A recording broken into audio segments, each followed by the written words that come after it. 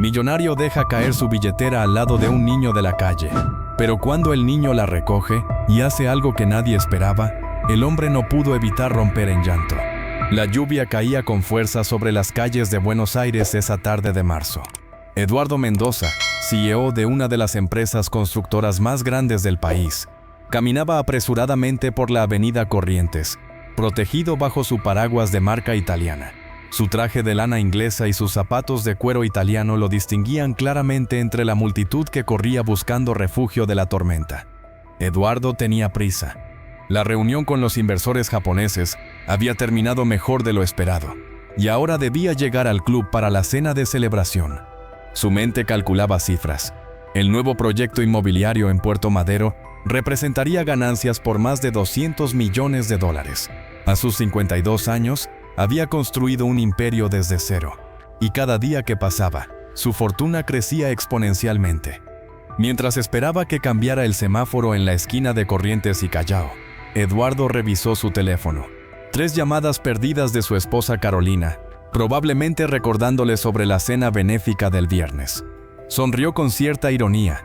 Esas cenas eran más sobre networking que sobre verdadera caridad, pero formaban parte del mundo en el que se movía.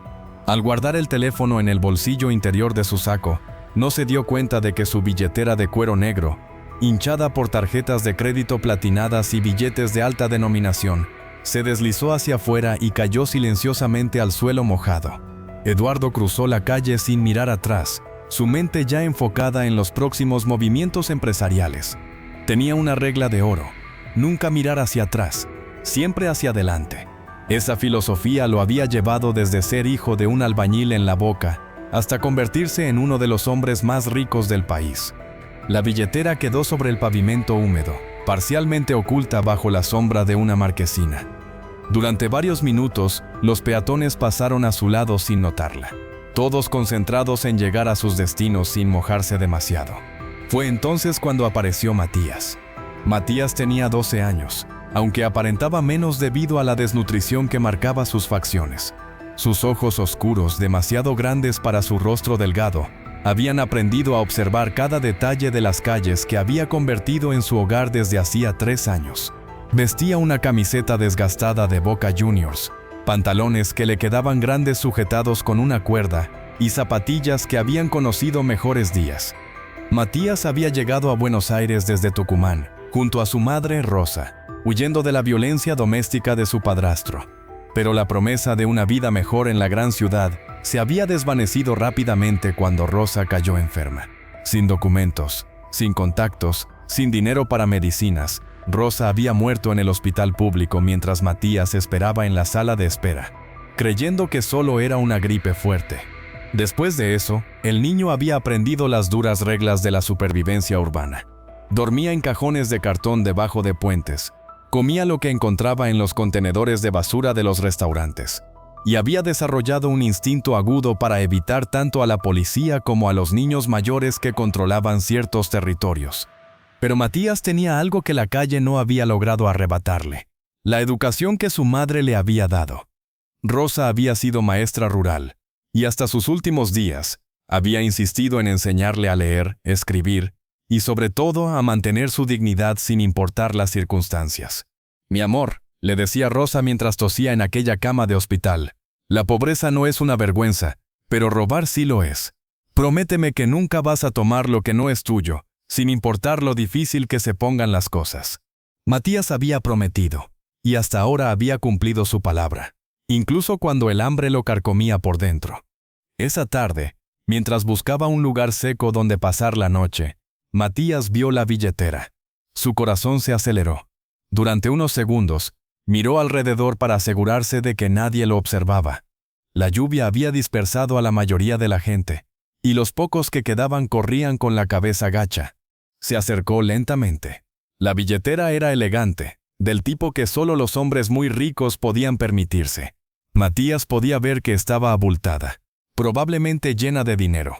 Su estómago gruñó, recordándole que no había comido nada sólido en 2 días, solo agua de las fuentes públicas y algunos restos de empanadas que había encontrado en un contenedor. Con manos temblorosas, levantó la billetera. Era sorprendentemente pesada.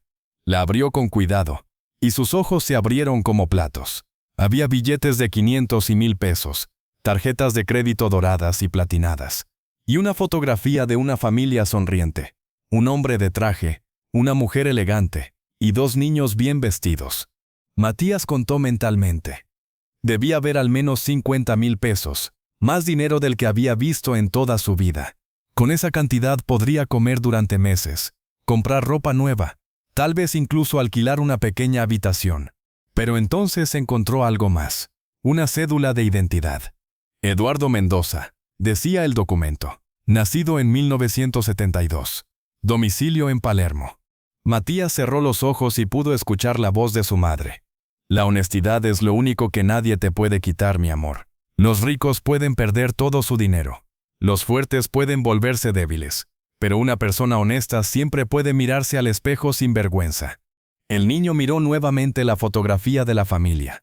Los niños en la imagen tenían más o menos su edad, pero sus rostros irradiaban la tranquilidad de quienes nunca han conocido el hambre o el miedo. Sintió una punzada de envidia, seguida inmediatamente por culpa por sentir envidia. Durante los siguientes 20 minutos, Matías permaneció bajo la marquesina, con la billetera en sus manos, librando una batalla interna. La parte racional de su mente le gritaba que tomara el dinero y huyera. Era dinero perdido.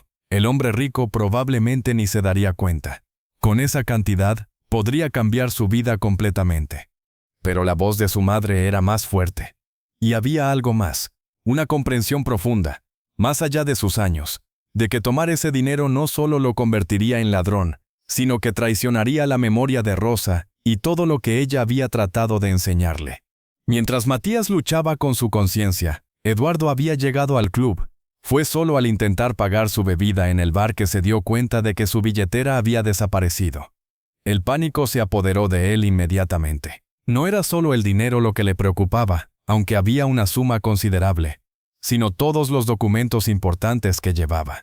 Tarjetas de crédito, licencia de conducir, tarjetas de acceso a edificios empresariales, y lo más importante, una fotografía de su familia que siempre llevaba consigo.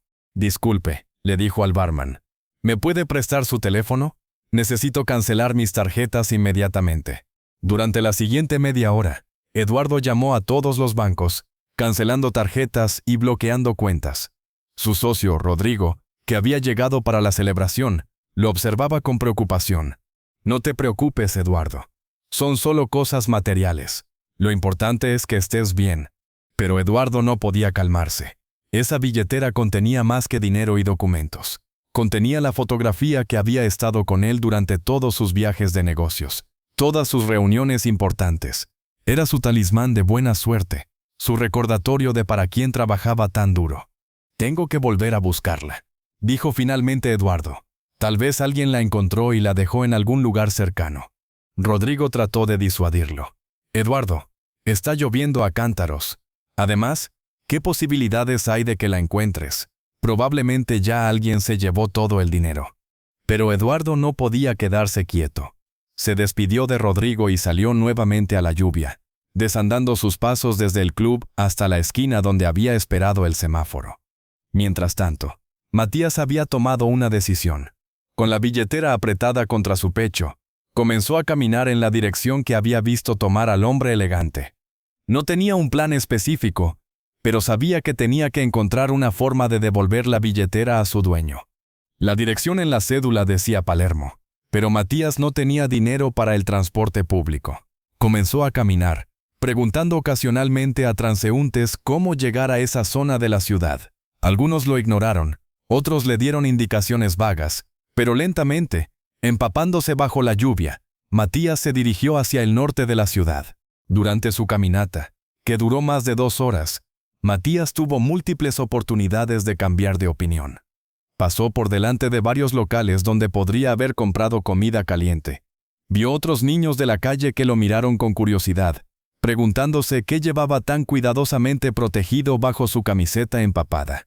En un momento, cerca del barrio de Recoleta, un grupo de adolescentes mayores se acercó a él. Matías los reconoció. Controlaban parte del territorio donde a veces buscaba comida. El líder, un chico de unos 16 años apodado El Flaco, lo interceptó. ¿Qué llevas ahí, pibe?, preguntó el flaco con una sonrisa que no llegaba a sus ojos.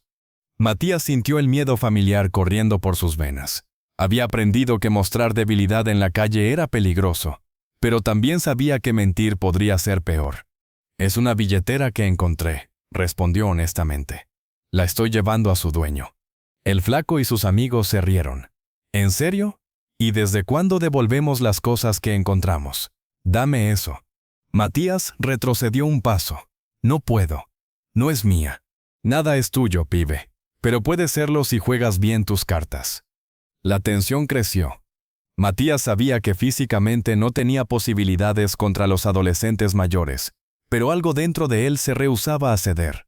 Tal vez era la memoria de su madre, tal vez era simple terquedad, pero se mantuvo firme. «Por favor», dijo Matías, «mi mamá me enseñó que robar está mal. Esta billetera tiene una foto de familia adentro. El hombre debe estar preocupado». El flaco lo estudió durante un momento. Había algo en la determinación del niño más pequeño que lo hizo dudar. Finalmente, con un gesto despectivo, se alejó con sus amigos. «Está bien, pibe loco, pero cuando te des cuenta de que la honestidad no llena el estómago, ya sabes dónde encontrarnos». Matías siguió caminando, sus piernas temblando más por el miedo que por el frío. Mientras tanto, Eduardo había llegado a la esquina donde había perdido su billetera. La lluvia seguía cayendo, y la zona estaba prácticamente desierta. Buscó en cada alcantarilla, debajo de cada auto estacionado, preguntó a los pocos comerciantes que aún tenían sus locales abiertos. Nadie había visto nada. Desanimado y empapado, Eduardo se refugió en una cafetería cercana.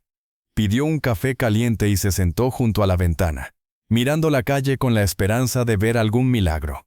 «¿Problemas?», preguntó la camarera, una mujer mayor con cara amable. Eduardo le contó brevemente lo que había pasado. La mujer, que se presentó como Marta, escuchó con atención. «Mire, señor», le dijo Marta, «yo llevo 30 años trabajando en este barrio. He visto de todo, pero también he visto que a veces pasan cosas buenas, cuando menos uno las espera. ¿Por qué no se queda un rato más? Tal vez aparezca algo». Eduardo asintió. No tenía muchas más opciones. Llamó a Carolina para explicarle la situación y canceló sus compromisos de la noche.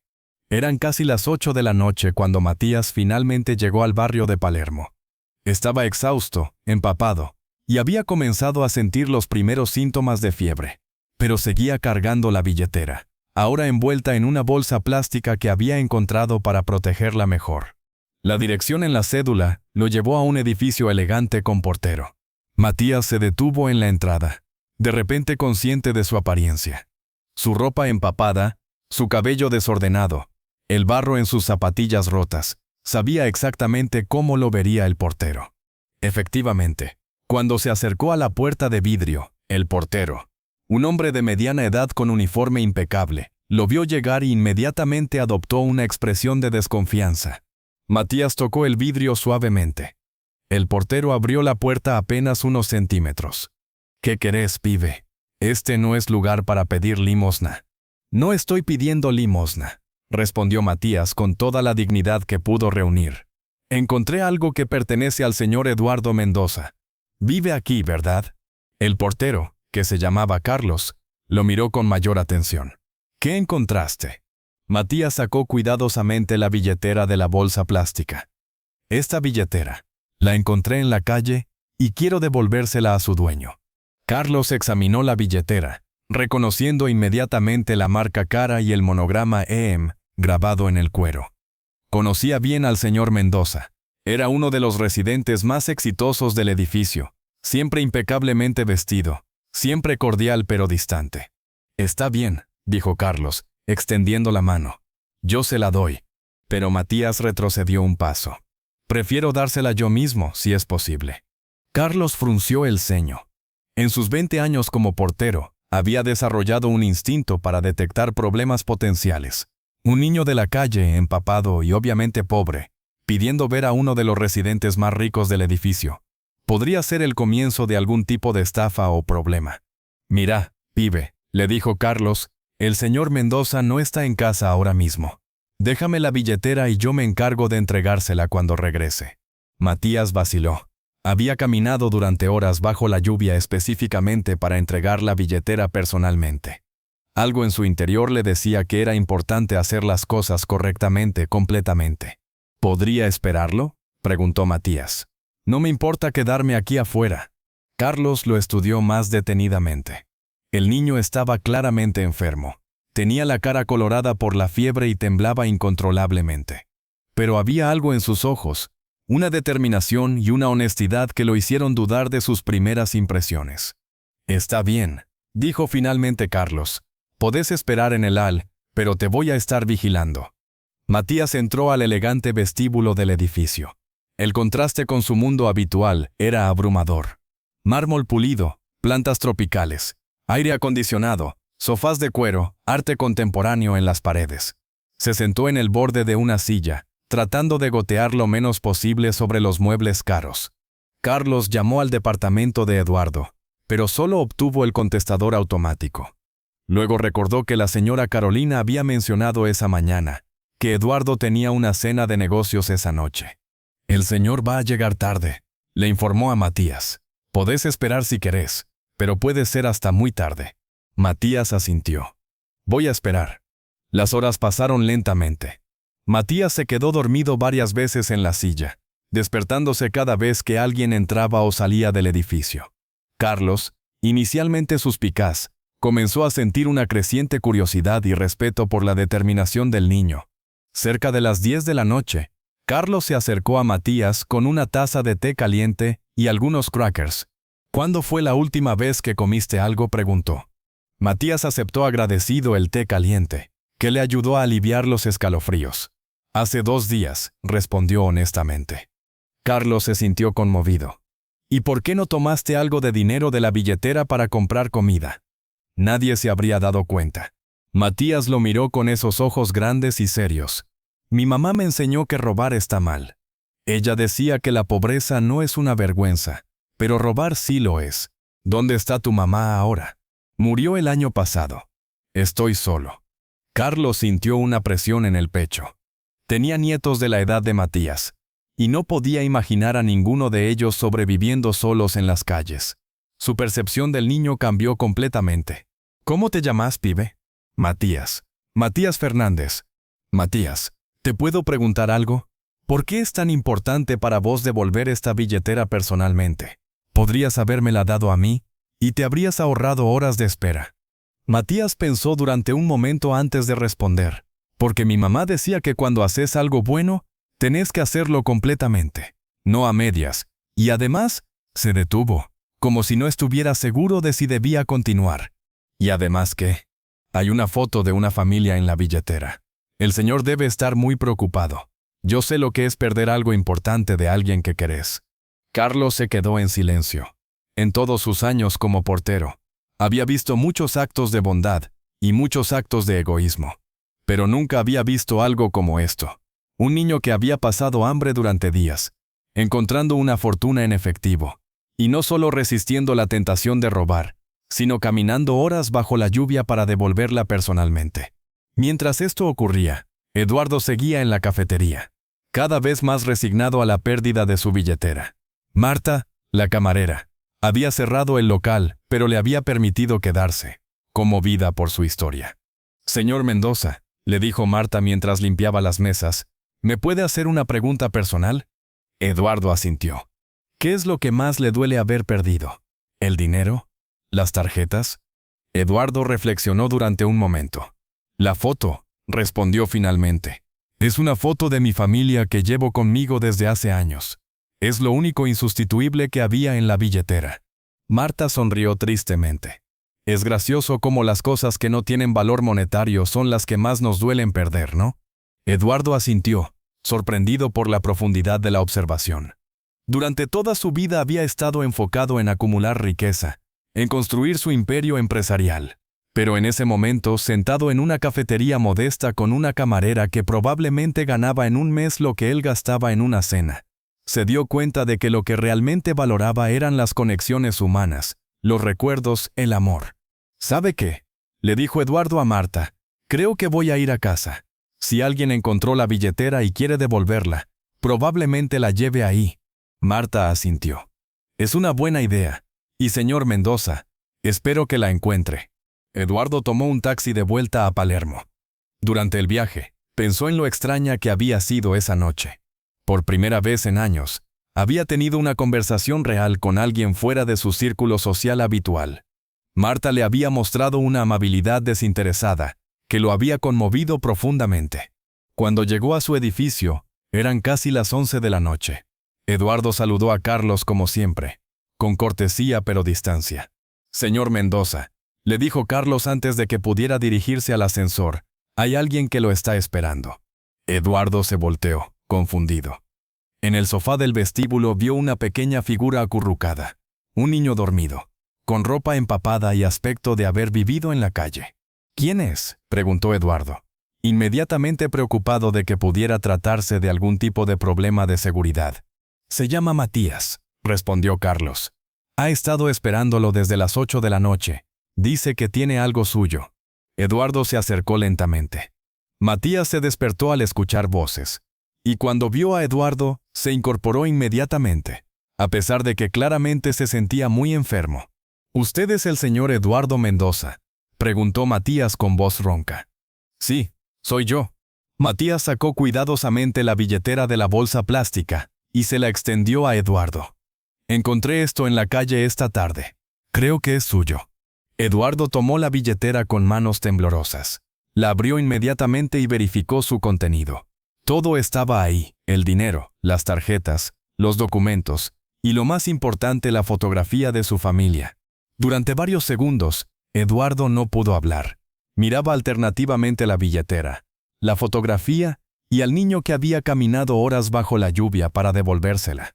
¿Cómo? ¿Cómo supiste dónde encontrarme?, preguntó finalmente. Por la dirección en su cédula, respondió Matías simplemente. Caminé desde Corrientes hasta acá. Eduardo calculó mentalmente la distancia. Eran más de 10 kilómetros, y el niño había caminado bajo una tormenta torrencial. ¿Por qué no tomaste dinero para el colectivo?, preguntó Eduardo. Matías lo miró como si la pregunta fuera incomprensible. Porque no era mi dinero. Eduardo sintió como si algo se quebrara dentro de su pecho. En su mundo, rodeado de personas que harían cualquier cosa por dinero, que mentirían, manipularían o traicionarían por una fracción de lo que había en esa billetera. Este niño había mostrado una integridad absoluta. ¿Cuántos años tenés?, preguntó Eduardo, su voz apenas un susurro. 12. ¿Dónde vivís? Matías vaciló. En la calle. Eduardo miró a Carlos, quien asintió confirmando lo que ya sospechaba. Este niño no tenía hogar. Probablemente no había comido en días, y sin embargo había rechazado una fortuna para hacer lo correcto. ¿Tenés hambre?, preguntó Eduardo. Matías asintió, sintiéndose de repente mareado por la fiebre y el agotamiento. Eduardo se acercó a Carlos. ¿Hay algún restaurante abierto cerca? A esta hora, solo el McDonald's de la esquina. Perfecto. Eduardo se dirigió a Matías. ¿Te gustaría que fuéramos a comer algo? Matías no podía creer lo que estaba escuchando. En serio. Es lo menos que puedo hacer. Los tres salieron del edificio. Carlos decidió acompañarlos, intrigado por ver cómo se desarrollaba esta situación inusual. El McDonald's estaba casi vacío a esa hora de la noche. Eduardo observó cómo Matías estudiaba el menú, con una mezcla de fascinación y abrumamiento. Era evidente que no había estado en un lugar como ese en mucho tiempo, si es que alguna vez lo había estado. Pedí lo que quieras, le dijo Eduardo. Matías pidió una hamburguesa simple, papas fritas y una gaseosa. Eduardo insistió en que pidiera más, pero Matías se mostró reacio. Con esto está bien, dijo.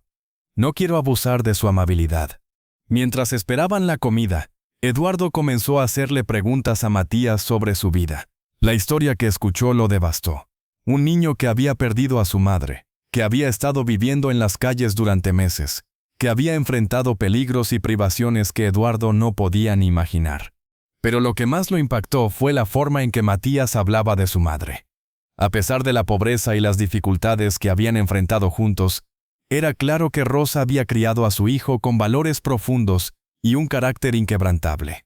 Mi mamá decía que lo más importante no es cuánto dinero tengas, sino qué tipo de persona sos, le contó Matías, entre bocados de hamburguesa. Ella decía que los ricos pueden perder todo su dinero, pero una persona buena nunca pierde su bondad. Eduardo sintió lágrimas formándose en sus ojos. Este niño de 12 años, que no tenía nada, le estaba enseñando algo fundamental sobre la vida que él había olvidado en algún punto de su ascenso hacia el éxito.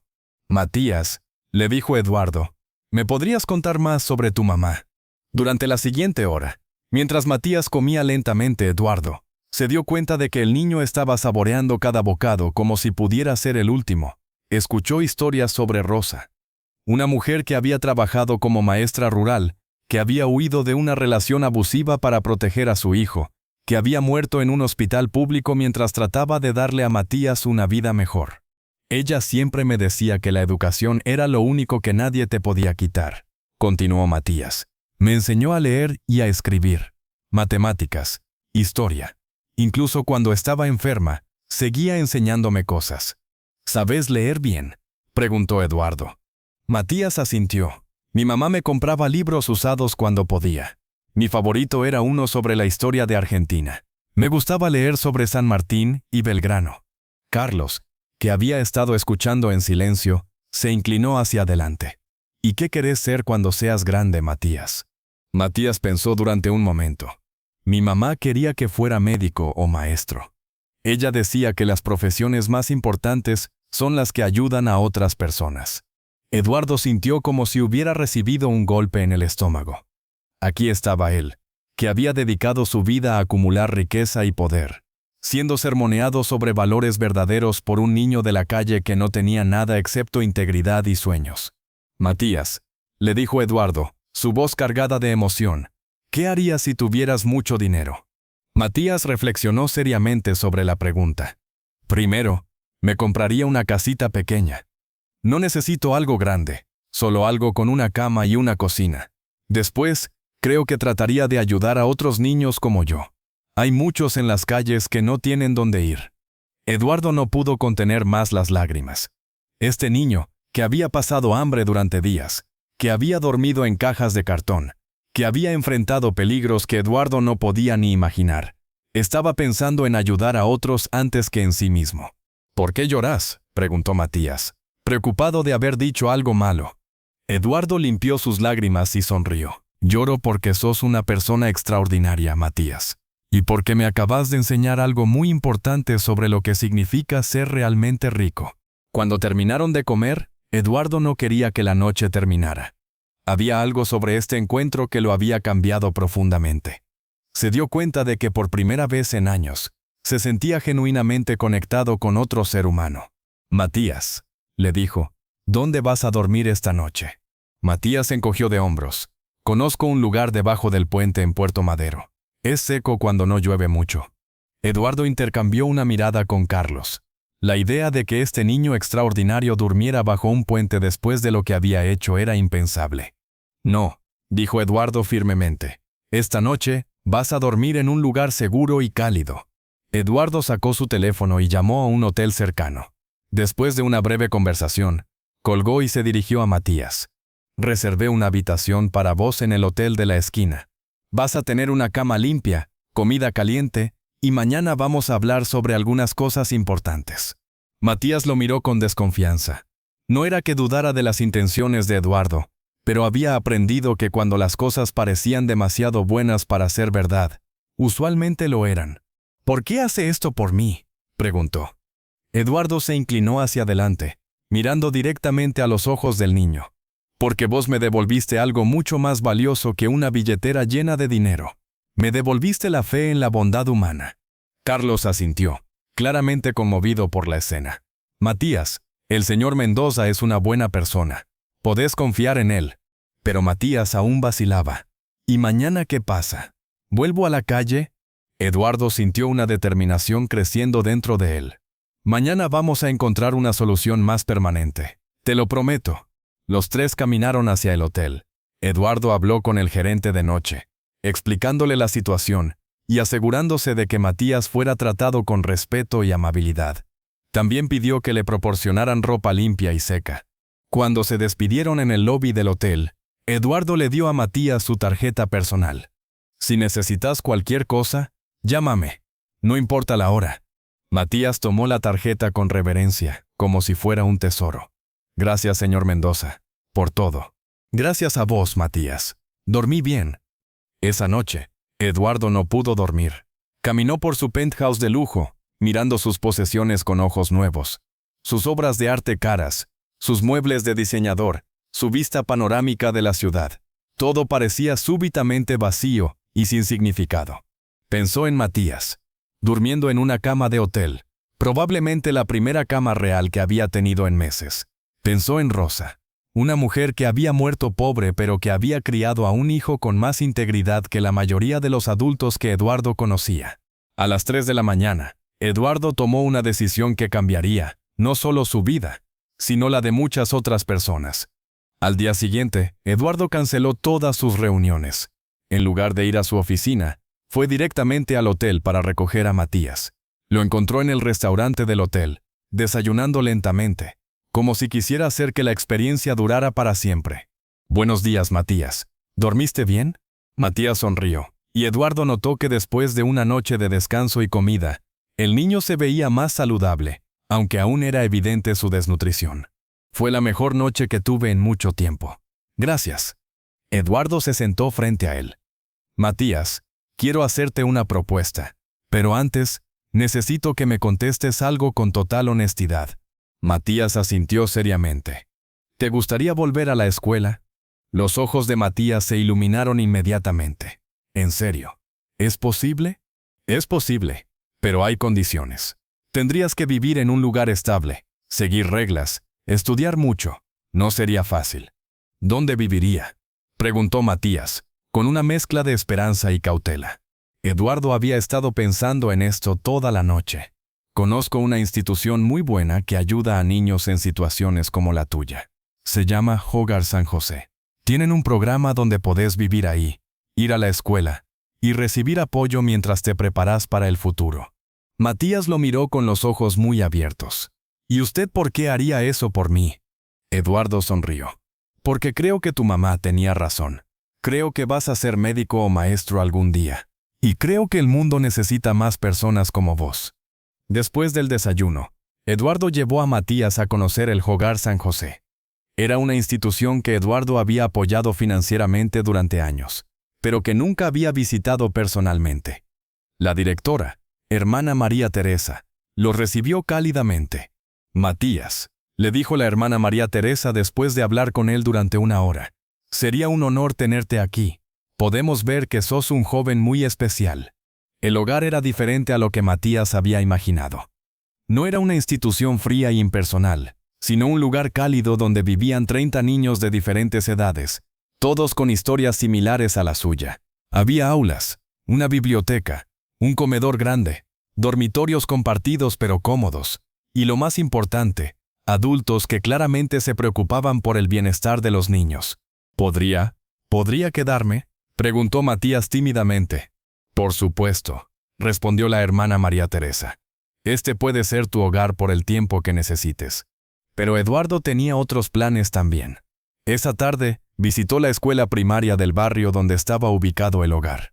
Habló con la directora sobre la situación de Matías y se ofreció a pagar no solo su matrícula, sino también todos los materiales escolares que necesitara. Señor Mendoza, le dijo la directora, es muy generoso de su parte, pero me gustaría conocer mejor a Matías antes de prometerle algo. Eduardo sonrió. Estoy seguro de que cuando lo conozca, se dará cuenta de que es un niño extraordinario. Durante las siguientes semanas, Eduardo visitó a Matías regularmente.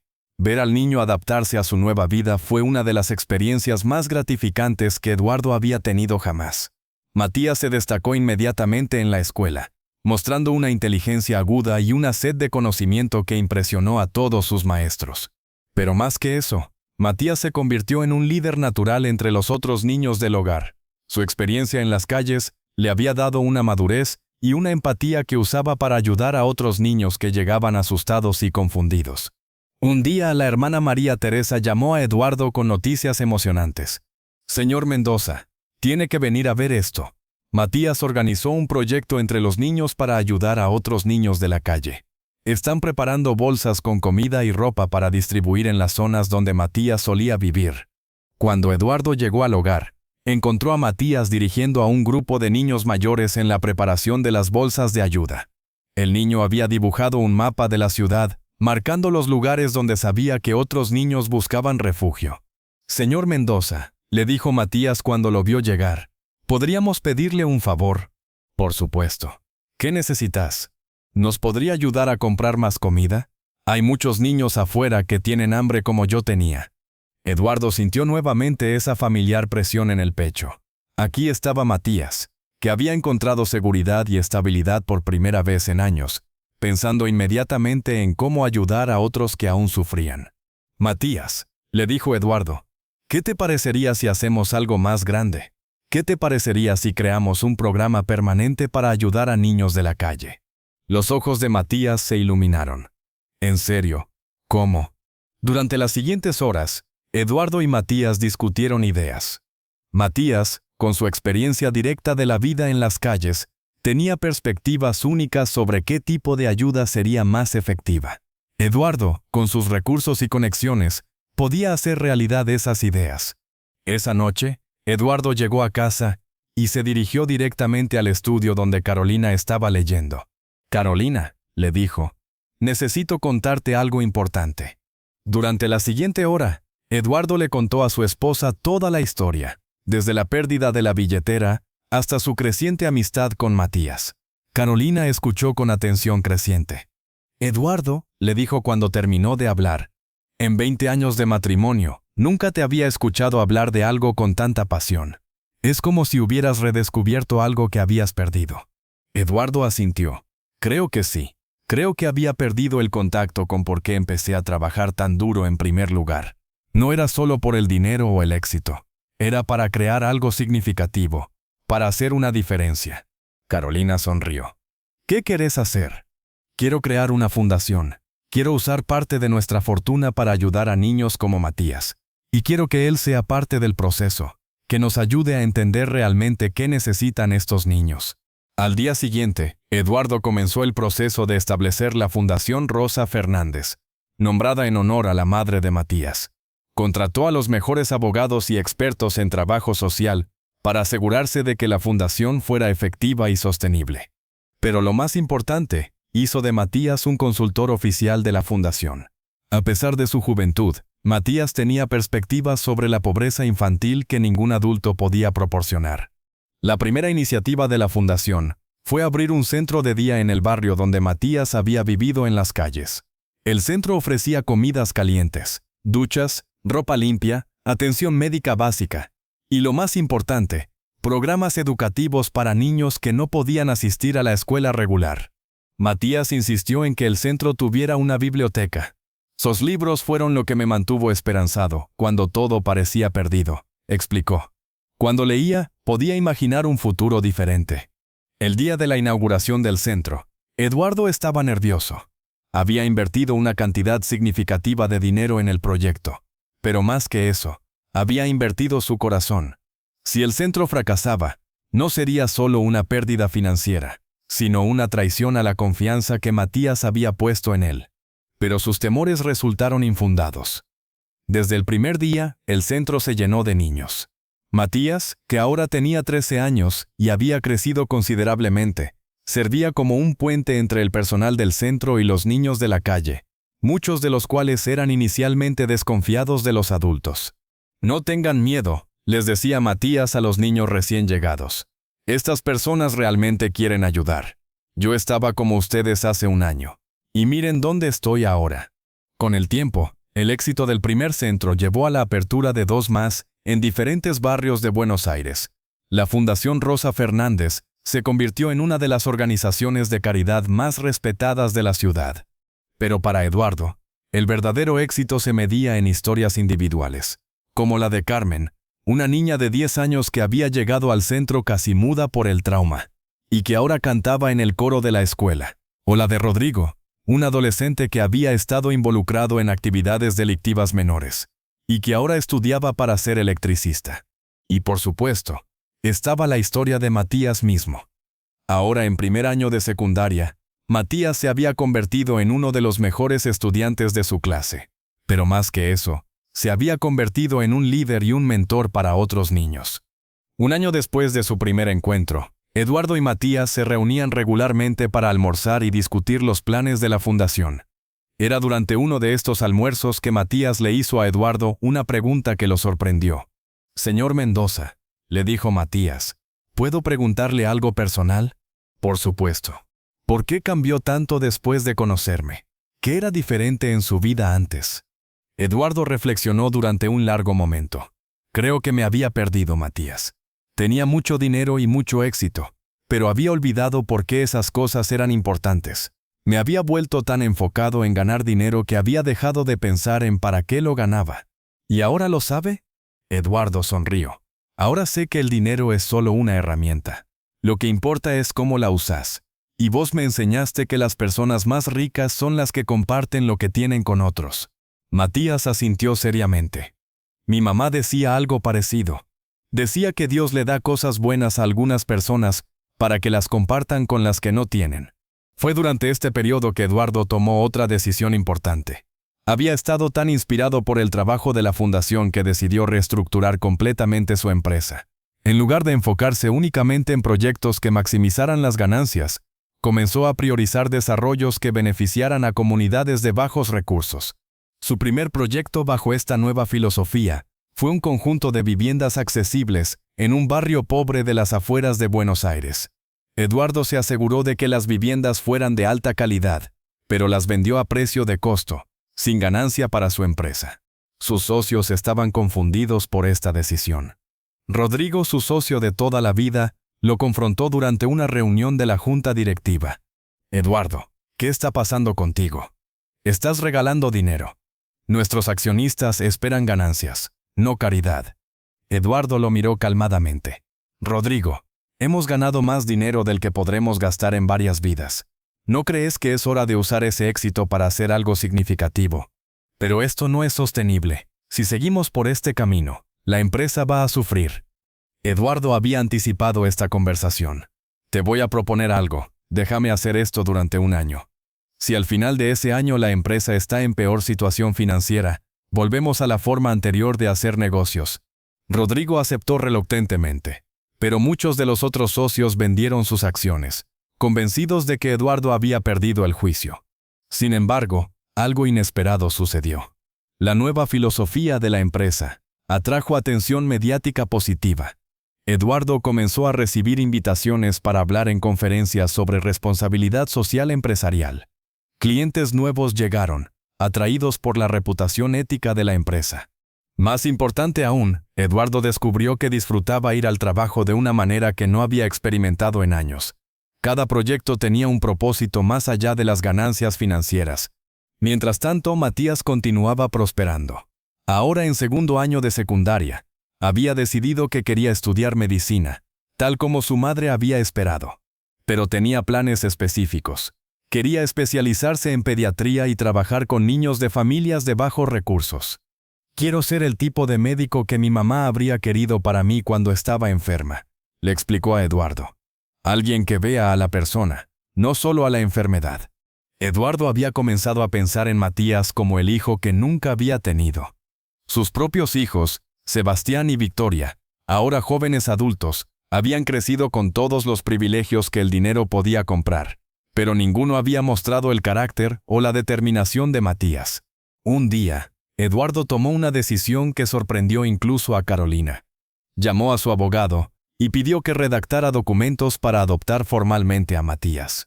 Cuando le propuso la idea a Matías, el joven lo miró con lágrimas en los ojos. «¿De verdad querría hacer eso?», preguntó Matías. «Matías, vos ya sos como un hijo para mí. Esto solo lo haría oficial». Matías abrazó a Eduardo, y ambos lloraron.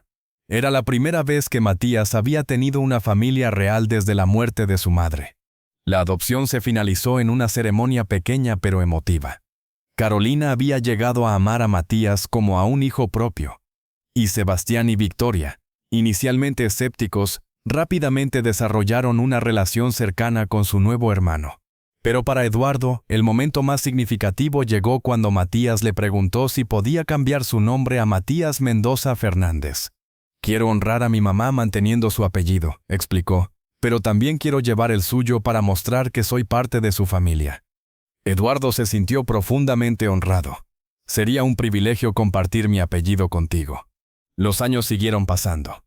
La Fundación Rosa Fernández expandió sus operaciones a otras ciudades de Argentina y luego a otros países de América Latina. Eduardo se convirtió en una figura reconocida en el mundo de la filantropía, frecuentemente invitado a hablar sobre cómo las empresas pueden crear impacto social positivo. Pero a pesar de todo el reconocimiento público, Eduardo sabía que su mayor logro era más personal.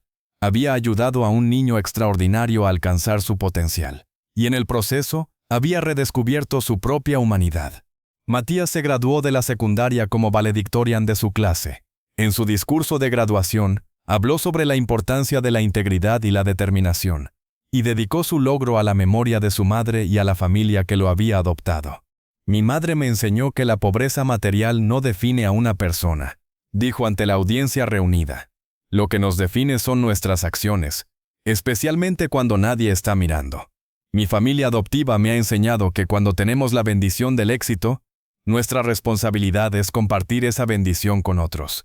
Eduardo, sentado en la primera fila con Carolina, no pudo contener las lágrimas de orgullo.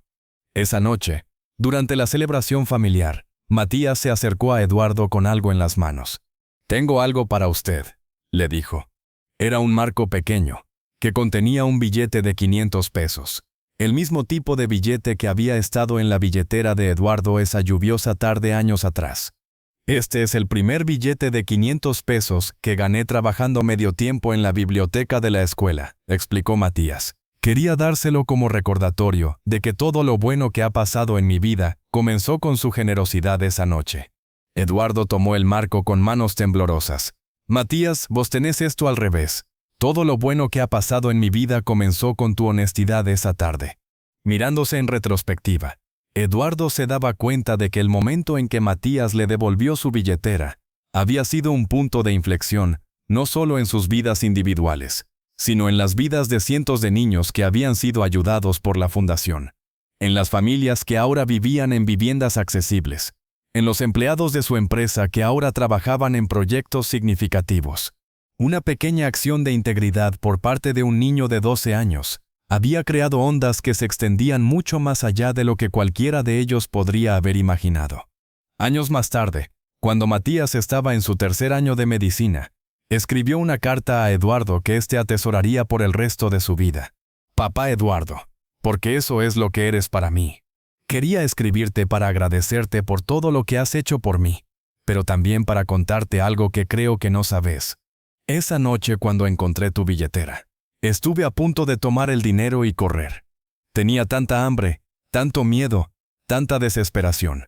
Durante 20 minutos, luché conmigo mismo sobre qué hacer. Lo que me detuvo no fue solo la voz de mi mamá, aunque eso fue importante. Lo que realmente me detuvo fue imaginar cómo me sentiría después. Me di cuenta de que si tomaba ese dinero, podría resolver mi hambre por unos días, pero perdería algo mucho más valioso, la capacidad de mirarme al espejo y estar orgulloso de quien soy.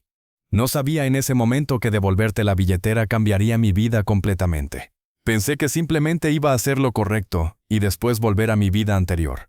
Pero vos me mostraste que hacer lo correcto tiene recompensas que van mucho más allá de lo que podemos imaginar. Ahora, cuando trabajo con pacientes jóvenes en el hospital, siempre recuerdo esa lección. Les digo que no importa cuán difícil sea su situación, siempre hay esperanza si mantienen su integridad. También quiero que sepas que mi sueño no es solo ser médico. Mi sueño es crear clínicas gratuitas para niños de bajos recursos y algún día expandir el trabajo de la Fundación Rosa Fernández a nivel internacional. Vos me salvaste, papá Eduardo.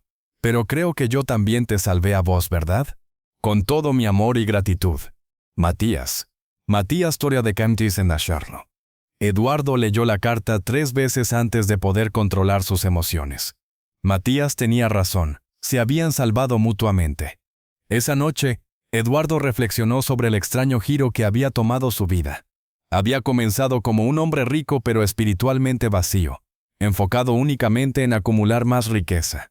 Un encuentro casual con un niño extraordinario lo había transformado en alguien que usaba su riqueza como una herramienta para crear cambio positivo en el mundo.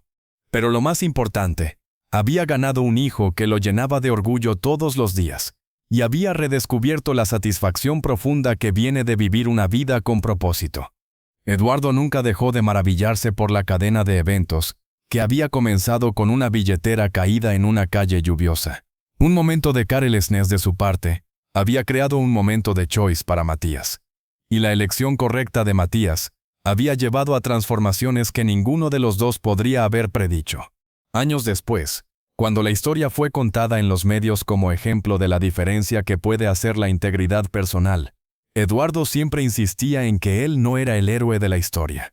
El héroe, decía siempre, es un niño de 12 años que eligió hacer lo correcto cuando nadie estaba mirando, cuando tenía toda la razón del mundo para tomar el camino fácil. Ese niño me enseñó que la verdadera riqueza no se mide en dinero, sino en la calidad de nuestro carácter. Y así, una simple acción de honestidad en una tarde lluviosa de Buenos Aires había creado no solo una nueva familia, sino un legado de esperanza que continuaría tocando vidas por generaciones venideras. La billetera de Eduardo había contenido dinero, tarjetas y una fotografía, pero lo que Matías realmente le había devuelto era mucho más valioso. Le había devuelto su alma.